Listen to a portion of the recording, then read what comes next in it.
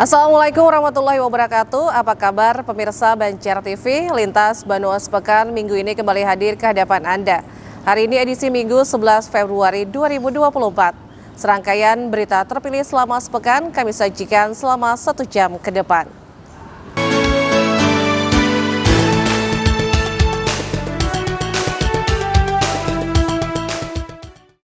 Pemirsa, usai diguyur hujan deras pada 29 Januari lalu, satu jembatan gantung di Desa Paramasan Bawah, Dusun Baringin RT 08, Kecamatan Paramasan ambruk diterjang arus Sungai Riam Kiwa.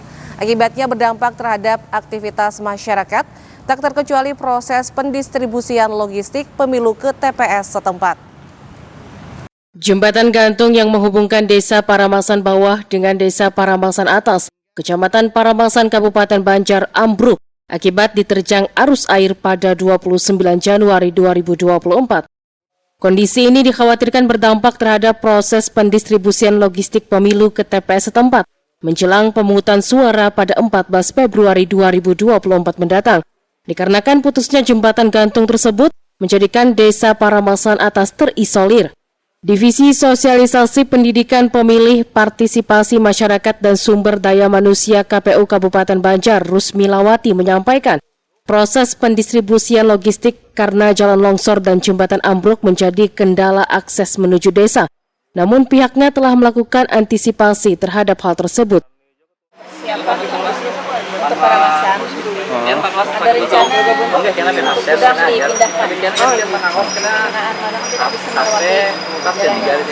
Rencana lewat mana, Bu? Saat ini masih dikoordinasikan dengan pihak terkait. Sementara itu, Kabid Bina Marga Dinas PUPR Kabupaten Banjar, Jimmy menjelaskan, untuk penanganan lebih lanjut terhadap jalan dan jembatan yang longsor, saat ini pihaknya masih menunggu hasil kajian dari tim ahli dari ULM. Kan memerlukan waktu 7-8 bulan kita bangun jembatan ya. Jadi bisa diperkirakan lah dengan waktu yang ada ini kita harus melakukan penyelidikan tanah dulu, terus proses perencanaan, baru masuk ke tahap pelaksanaan itu memerlukan waktu yang lebih dari 12 bulan lah kalau realistisnya seperti itu. Ya dari hasil ngobrol dengan warga di sana kan memang selama ini warga di sana yang memiliki mobil jenis pickup itu biasa menggunakan jalur di bawah. Mungkin ya mudah-mudahan lah bisa sementara ini sebelum kita melakukan penanganan bisa memanfaatkan atau bisa menggunakan lanting atau apa dulu kira-kira gitu. Ditambahkannya jembatan yang ambruk tersebut merupakan jalur alternatif, jadi masih bisa dilalui dengan melewati jalan nasionalnya. Ahmad Ramadhani, Banjar TV. Selanjutnya, Kepolisian Resort Kota Banjarmasin bersama Pemkot Banjarmasin, Komisi Pemilihan Umum dan Bawaslu melakukan apel gelar pasukan kesiapan petugas ketertiban tempat pemungutan suara dan kelompok penyelenggara pemungutan suara pemilu 2024. Bertempat di halaman Balai Kota Banjarmasin, baru-baru tadi digelar apel gelar pasukan kesiapan petugas ketertiban TPS pemilu 2024 se-Banjarmasin. Kegiatan ini dalam rangka memastikan kesiapan pasukan dan unsur lainnya jelang hari pemungutan suara pada 14 Februari. Gelaran ini juga dalam rangka mengantisipasi potensi gangguan dan kerawanan yang muncul, baik menjelang pada saat dan pasca pemungutan suara. Wali Kota Banjarmasin Ibnu Sina usai apel kepada para wartawan menyampaikan menginginkan para caleg atau tim kampanye daerah, para capres dan cawapres, serta parpol untuk bisa menaati aturan terlebih jelang masa tenang. Hal ini mengingat memasuki masa tenang, tidak boleh ada kampanye langsung maupun tidak langsung, termasuk APK juga harus ditertibkan. Kita berharap suasana kota juga aman, damai, tenang, seluruh peserta, caleg-caleg, calon presiden, tim kampanye daerah, masing-masing capres, kemudian juga partai politik bisa menaati aturan yang sudah disepakati bersama. Jadi kalau masa tenang, berarti sudah tidak ada lagi kampanye-kampanye langsung tidak langsung, APK APK juga harus ditertibkan oleh masing-masing. Saya membayangkan ya, begitu banyaknya APK yang terpasang hari ini di Kota Banjarmasin, itu memang harus segera disisir ya, karena itu akan menjadi berdampak pada volume sampah kita. Ia juga berharap para kontestan dan partai politik bisa memberi contoh yang baik untuk menertibkan APK-nya sendiri. Pertasiah Banjar TV.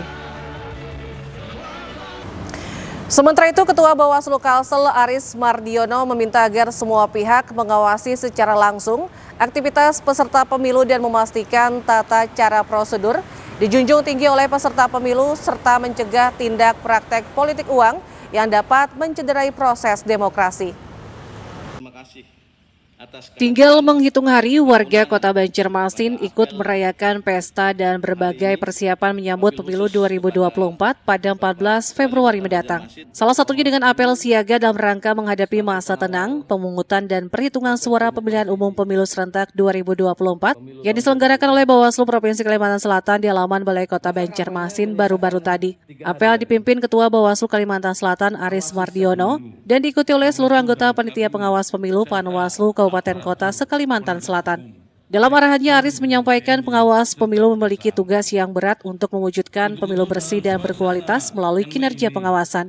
Dan dalam menghadapi dinamika yang begitu tinggi, pihaknya meminta kawal proses demokrasi di pemilu 2024 dengan semangat, dedikasi, serta komitmen. Aris meminta agar semua pihak mengawasi secara langsung semua aktivitas peserta pemilu dan memastikan tata cara prosedur tetap dijunjung tinggi oleh peserta pemilu, serta mencegah tindak praktek politik uang yang dapat mencederai proses demokrasi. Dirinya menuturkan saat memasuki masa tenang nanti alat peraga kampanye APK yang masih terpampang akan dilakukan pengamanan dan penertiban secara menyeluruh. Lagi terganggu dengan aktivitas kampanye. Kemudian pada masa pungut hitung, kita juga dalam kesempatan ini untuk menyiagakan pasukan sehingga di lapangan teman-teman pengawas pemilu itu punya semangat, punya komitmen yang sama untuk menghadirkan pemungutan suara yang tidak hanya secara prosedur itu tepat, tapi juga tidak diwarnai dengan kecurangan-kecurangan, pelanggaran-pelanggaran yang dapat mencederai proses demokrasi. Dirinya juga berharap untuk bersama-sama menjaga masa tenang sampai hari pencoblosan tiba, steril dari segala bentuk aktivitas kampanye untuk tercapainya pemilu yang berkualitas. Risna Banjar TV. Pemirsa, dari total 69 inovasi pada tahun 2023, sebanyak 46 inovasi ditandatangani Kepala Perangkat Daerah dan Camat lingkup pemerintah Kabupaten Banjar. Diharapkan melalui penandatanganan ini, inovasi SKPD yang telah ditetapkan bisa mencapai target secara lebih efektif dan efisien. Kepala Badan Perencanaan Pembangunan Daerah, Penelitian dan Pengembangan Kabupaten Banjar, Nasrullah Sadik, mengungkapkan ada 46 inovasi yang ditandatangani oleh Kepala Perangkat Daerah dan para camat dari total 69 inovasi pada tahun 2023. Sedangkan 23 inovasi lainnya, 1 dari Kelurahan Murung Keraton dan 22 dari UPT Puskesmas. Disebutkan pula Indeks Inovasi Daerah Kabupaten Banjar pada 2023 mengalami peningkatan, yakni sebesar 57,64% dari tahun 2022 yaitu 52,53%. Diharapkan pada tahun 2024, indeks ini dapat meningkat menjadi 60%. Sehingga Kabupaten Banjar bisa meraih insentif daerah dengan kategori sangat inovatif. Apa-apa yang sudah ditetapkan di dalam RPJMD, target-target pembangunan itu yang merupakan tanggung jawab dari SKPD itu bisa tercapai. Kita berharapnya seperti itu. Dan dengan inovasi ini tercapainya dengan lebih efektif dan efisien. 7,64 itu masuk kategori inovatif sebenarnya, kabupaten yang inovatif, tapi kita ingin mengejar hingga indeksnya itu 60 ke atas itu sangat inovatif. Nah, apabila sebuah daerah itu ditetapkan sebagai daerah yang sangat inovatif, insya Allah akan mendapatkan insentif fiskal berdasarkan kinerja. Sementara itu, Dinas Kependudukan dan Pencatatan Sipil Kabupaten Banjar yang mendapat apresiasi sebagai SKPD dengan inovasi terbanyak melalui Kepala Dinas Azwar, menyampaikan ada 8 inovasi yang dihasilkan oleh pihaknya dari tahun 2021. Bahkan salah satunya mendapat penghargaan tingkat nasional. Terkait dengan inovasi daerah oleh Dukcapil ini, kami terutama tahun 2022 kemarin ya, 2021, 2022 itu ada 8 inovasi yang kami gelontorkan, kami hasilkan untuk memberikan pelayanan, mempercepat dan mempermudah pelayanan di Adminduk ya. Dia ada termasuk salah satunya yang mendapat apresiasi nasional, termasuk 15 besar ya secara nasional, itu penghargaan untuk pelanduk ya, pelayanan jempol pelanduk jemput bola, layanan Adminduk di desa-desa. Ahmad Ramadhani, Banjar TV. Informasi lainnya, Sekretaris Komisi 4 DPRD Banjarmasin Mat Hari dari fraksi PKS meminta pemerintah kota, dalam hal ini Dinas Kesehatan, untuk segera melakukan langkah nyata pencegahan agar tidak makin banyak lagi korban yang berjatuhan terkait kasus DBD yang meningkat. Semakin meningkatnya kasus DBD yang terjadi di kota Banjarmasin membuat DPRD setempat melalui Komisi 4 berharap Pemko, dalam hal ini dinas terkait, agar gencar melakukan edukasi dan sosialisasi intensif di seluruh kelurahan dan kecamatan di kota ini. Terkait pencegahan berjangkitnya DBD di lingkungan masyarakat, Mat Hari menyatakan seharusnya semua sudah siap, utamanya Pemko, dalam menghadapi kondisi cuaca seperti ini yang membuat kasus DBD sering meningkat, sehingga dapat dicegah terjadinya korban hingga meninggal dunia. Dia pun mengusulkan Pemko Banjarmasin tidak hanya menggerakkan jajaran Dinas Kesehatan, namun juga relawan dari berbagai organisasi sosial untuk ikut mencegah dan menangani masalah kasus DBD ini. Kepada masyarakat, Mat Hari menghimbau agar selalu waspada mengikuti arahan untuk mencegah serangan nyamuk DBD ini dengan membersihkan lingkungan dan lainnya. Fogging dan lain semacamnya jarang sekali kita lihat saat ini ya, fogging ini. Padahal di kota Banjarmasin, apalagi saat ini musim hujan, banyak drainase yang mampet tergenang, itu kemudian menjadi sarang nyamuk ya, menjadi sarang nyamuk itu. Oleh karena itu, fogging saya pikir itu menjadi hal paling tidak langkah awal untuk mengusir nyamuk dari tempat-tempat di mana genangan-genangan air itu. Uji mantik dan semacamnya itu ya, itu harus benar-benar mereka menjalankan tugasnya.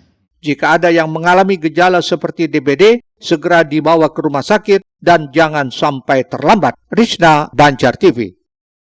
Selanjutnya, sedikitnya 80 orang peserta dinyatakan lolos seleksi untuk mengikuti pelatihan di Balai Latihan Kerja Provinsi Kalimantan Selatan di Banjarbaru. Tahap pertama pelatihan akan dibuka 12 Februari nanti. Pemerintah provinsi melalui Balai Latihan Kerja BLK Kalimantan Selatan bakal menggelar pendidikan pelatihan keterampilan bagi pencari kerja berbasis kompetensi institusional angkatan pertama tahun 2024. Pelatihan direncanakan akan dimulai 12 Februari 2024 dan akan berlangsung hingga tanggal 2 April mendatang. Adapun sumber dananya berasal dari APBN tahun 2024. Pelatihannya meliputi 5 paket kejuruan, masing-masing tata rias kecantikan, desainer grafis muda, menjahit pakaian wanita dewasa, pengelolaan administrasi perkantoran, dan servis sepeda motor injeksi. Penjelasan itu seperti disampaikan Kepala BLK Provinsi Kalimantan Selatan, Sayyid Muhammad Yusfiansah saat ditemui Banjar TV Senin 5 Februari tadi di Banjarbaru. Tata rias kecantikan, desain grafis muda, menjahit pakaian wanita dewasa, mengelola administrasi perkantoran, dan servis sepeda motor sistem injeksi. Jadi ini tahap pertama ini APBN. Nanti di tahap kedua itu ada APBD, sampai tahap kelima berselang-seling dengan APBN. Itu hingga akhir November nanti. Dan untuk tahap pertama ini nanti akan diadakan pembukaan pada tanggal 12 Februari. Ya, 12 Februari sampai nanti bulan April awal pelatihan nanti mereka juga magang. Tapi bagi yang sudah Disebutkannya segala persiapan sudah dilakukan mulai dari tenaga pelatih hingga berbagai alat untuk praktek bagi peserta. Diakuinya pula pelatihan yang akan berkelanjutan ini pada angkatan pertama akan menggunakan dana APBN, sementara untuk tahap kedua akan menggunakan dana APBD Kalimantan Selatan. Begitulah selanjutnya secara bergantian hingga angkatan kelima. Sarpani melaporkan untuk Banjar TV. Pemirsa, Kantor Perwakilan Bank Indonesia Provinsi Kalsel galakan penghijauan. Tetaplah bersama kami.